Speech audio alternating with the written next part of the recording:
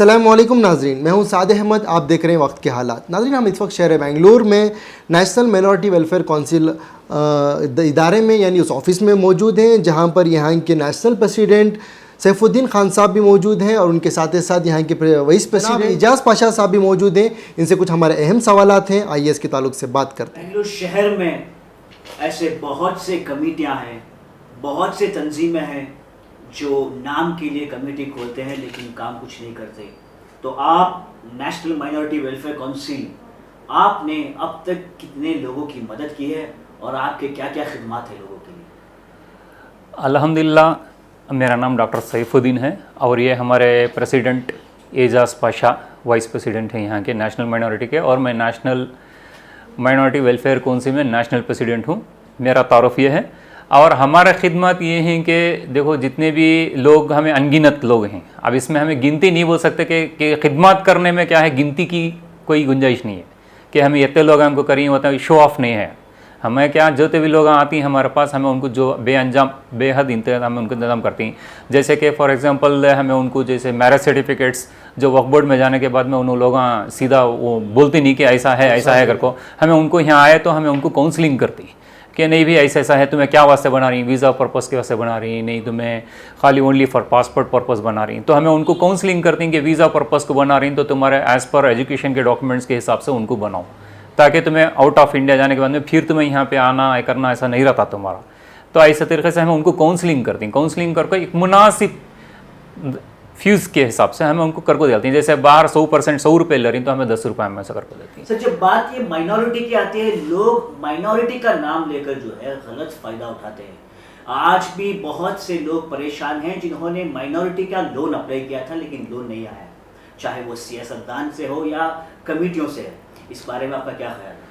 इस बारे में मेरा देखो एक ही ख्याल है कि माइनॉरिटी में बहुत सारे लोग अप्लाई करने के बावजूद भी उनको लोन्स नहीं मिल को ही, तो इसकी वजह एक ही हो सकते फंड्स। अब फंड्स रहने के बावजूद भी अगर उन्होंने नहीं दे रही, तो मैं और हमारे एजाज़ पाशा जो ही उन्होंने भी माइनॉरिटी में बहुत उतने सालों से खिदमत अंजाम दे रही, तो हमें जाकर उनको पूछती कि क्या भाई क्या वास्ते ये इनको लोन्स नहीं इशू है, जबकि इनके डॉक्यूमेंट्स अप टू डेट रहने के बावजूद भी इनको लोन नहीं मिला। तो इन्होंने क्या, हमें जाकर उनको क्वेश्चन करती हैं कि फंड्स रहने के बावजूद भी अगर लोन मिला तो हम we are fight for them, हमें उनको फाइट करके उनका लोन्स दिलाती हैं। अब जैसे पहले क्या था, एमएलए के थ्रू जाना बोल को था, तो एमएलए के थ्रू अगर एमएलए को गया तो वहाँ एमएलए के पास भी हमें जाते, वहाँ लिस्ट ले जाते, उनको बात करते हैं, हमें भाई ऐसे ऐसे फला आदमी ही तुम्हारी कॉन्स्टिट्यूंसी आती ही। अब उसमें क्या है, माइनॉरिटी में एक लिमिट रख डाली कि एक कॉन्स्टिट्यूंसी को इतने बोल को। अब वो लिमिट में क्या होता है, बहुत सारे एप्लीकेशन, आपकी जो क्वेश्चन था उसके बारे में बोल रहा हूँ कि समझो एक कॉन्स्टिट्यूंसी में समझो 4000 आदमी अप्लाई कर को ही, तो 4000 आदमी को भी नहीं दे सकते, क्योंकि तो वहाँ एक टारगेट रहता है, करेक्ट टारगेट रहता है इतना बोल को। अब वो टारगेट के हिसाब से आदमियों को देने के बाद में जो बच को रहता है उनको क्या करती हैं, फिर नेक्स्ट ईयर ये करती हैं, क्योंकि तो अभी लास्ट ईयर अभी अप्लाई कर को है तो उनको फिर नेक्स्ट ईयर नहीं देते।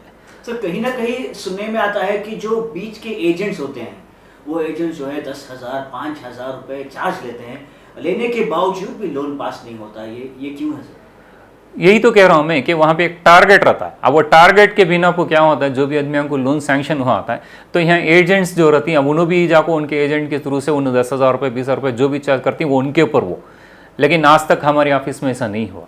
अब वो ये करने के बाद में उन्होंने जाकर वहाँ अप्लाई करके रहती हैं, लेकिन टारगेट के हिसाब से जरा आदमियों को समझो एक 10 है टारगेट एग्जाम्पल, तो 10 में से 5-6 इनको आदमियों को जरा 5 आदमियाँ एजेंट्स के लेकर रहती हैं। अब उसमें एजेंट्स क्या रहती हैं, कम से कम एक 20 ले ले रहती हैं उन्होंने। अब 20 लेने में सब यहाँ रहता सच उनके पास 5, क्योंकि तो 5 ऑलरेडी आदमियों को होकर रहता है, 5 इधर रहता है, तो बाकी के 15 तो एजेंट ये करते हैं। सर, गुज़िश्ता साल जो है आपको वक्फ बोर्ड से प्रॉपर्टी अलर्ट की गई थी, तो आपने कितने लोगों को ये प्रॉपर्टी तकसीम की थी? वक्फ बोर्ड से जो प्रॉपर्टी जो दी गई थी आप लोगों में, लोगों खरीद के लिए, तो आपने कितने लोगों को दी थी?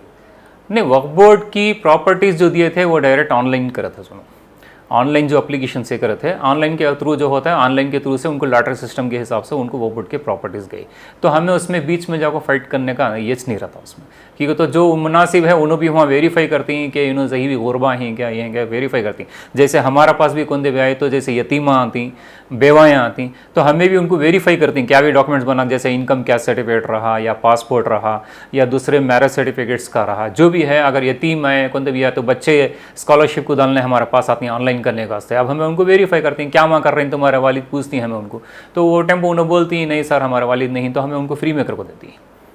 तो अब ये क्या यतीम जो आपने कहा कि यतीम बच्चे हैं, यतीम बेवा औरतें हैं, आप इन लोगों के लिए और क्या क्या कर सकते हो? हमें उनको जो है ये विडो पेंशन्स फ्री में बना को देती, और जैसे यतीम को जो रहती है उनको हमें स्कॉलरशिप्स के वास्ते फाइट करके उनको स्कॉलरशिप्स डालने कराती।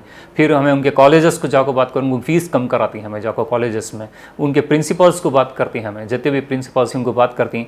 और दूसरे हमारे जो हमें बोल नहीं सकते कि हमारा पैसा हो सके तो हमें जाकर उनको पैसे की भी मदद करती है हम लोग। ये जो शादी योजना का जो स्कीम आई थी बीच में, इसका अभी भी जो है लोग अप्लाई करने के बावजूद इनको भी जो है नहीं मिला है।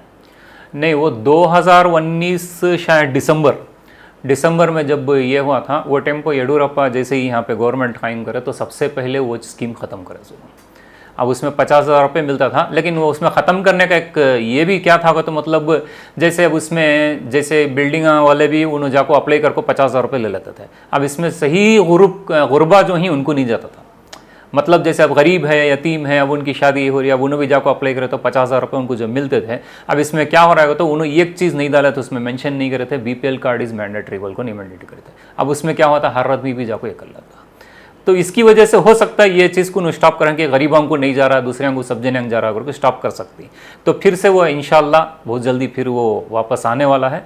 इंशाल्लाह हमें वो टेम्पो उनकी क्या खिदमत करना हम इंशाल्लाह कर पाएंगे। माइनॉरिटी में जो लोग भी आते हैं वो अगरचे आपसे रब्ता करना चाहें तो इसकी क्या सूरत हाल होगी?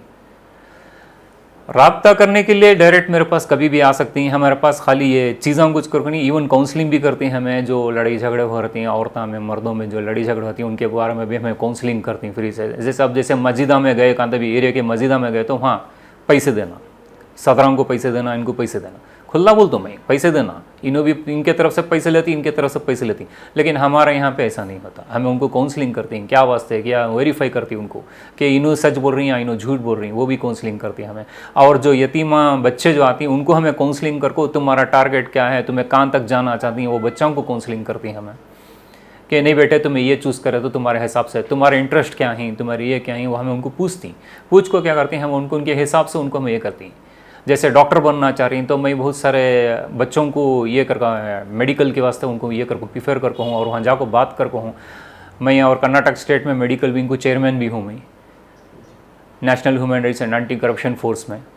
तो हमें ऐसा करते हैं। सर आपके पास कोई भी शख्स आए तो किन किन चीज़ों के एतबार से आपकी तरफ से वो मुफीद पाएगा, किन किन डॉक्यूमेंट्स आपके पास बनेंगे, किस किस लाइन में आप काम करते हैं इस प्लेटफॉर्म से? अल्हम्दुलिल्लाह सबसे पहले तो हमें बोल को ही माइनॉरिटी लोन्स, जैसे हमारे एजाज भी संभाल लेती हूँ माइनॉरिटी लोन्स का।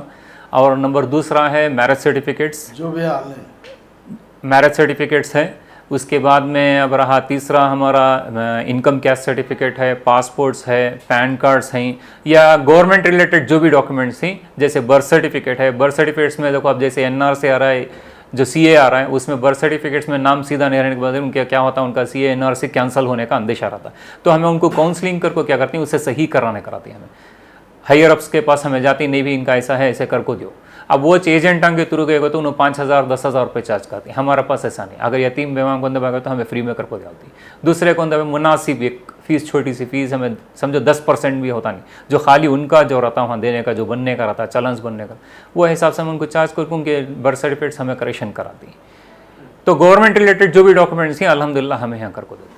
तो नाज़रीन, अपने सारी सवालात के जवाब बड़े ही अच्छे अंदाज में सैफुद्दीन खान साहब ने हमें दिए और माइनॉरिटी के लिए जो भी इनके खिदमात हैं वो आपके सामने उनकी सारी बातें रखे हैं।